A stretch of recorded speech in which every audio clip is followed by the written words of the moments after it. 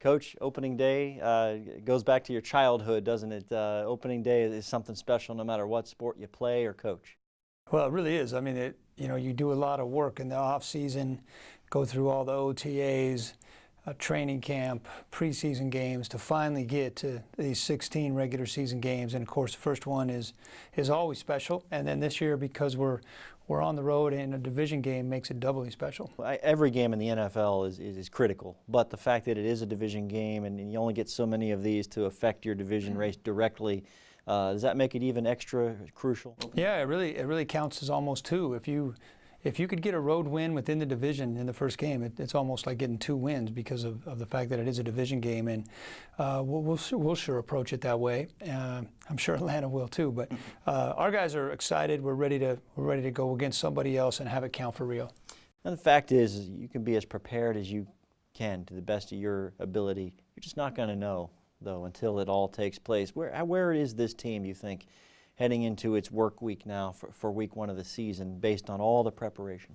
Well, we should be well rested, if nothing else. You know, the hurricane left us kind of high and dry. I know that's a weird way to say it, but as far as practice goes, we went 5 days without practicing, which it's good in the fact that our guys should be fresh and all healed up from the preseason. But it's also a little scary as a coach. Of course, you're so anal about every little practice and every rep, but each one of these games takes on its own life based on the circumstances of the game. Is there a tip pass, a fumble, a big kickoff return? You know, that's what makes the NFL great, is you have to adjust, and it's never over till it's over.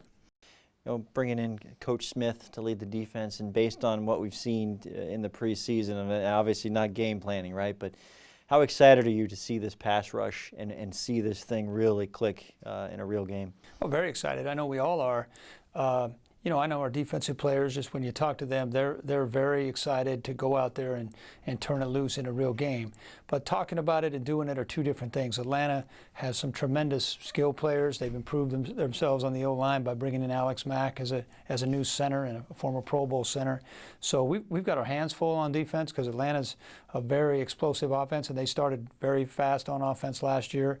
But I'm real excited to see our defense go out there and turn it loose.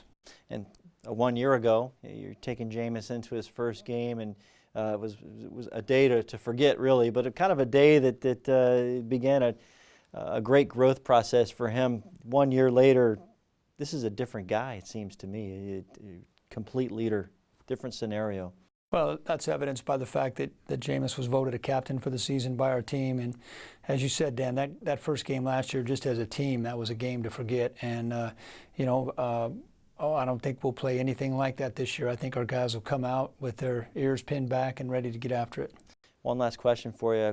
Everybody's so excited about rosters and who's on, who's off. And it's not just your team. It's a lot of teams keeping undrafted players on their active rosters. What does that say for the undrafted player? And in your case particular, I believe it's 4 on this roster. What did they show you to earn their place?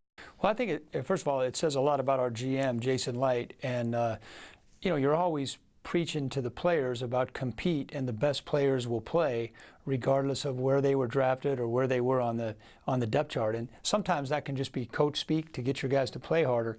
But then when you get down to the end and you've got 4 undrafted guys, first off, you can't fool the players. They know who the best guys are and the guys that deserve to be here. So I think it just sends a great message to your team. And then the second thing is, there's good players everywhere in this country, small college, guys that maybe didn't play as much at a larger college and they were late bloomers. You've got to have young talent that you can develop over the course of the season. So that might be a few guys that you want to protect on your 53 or the 10 guys you keep on your practice squad.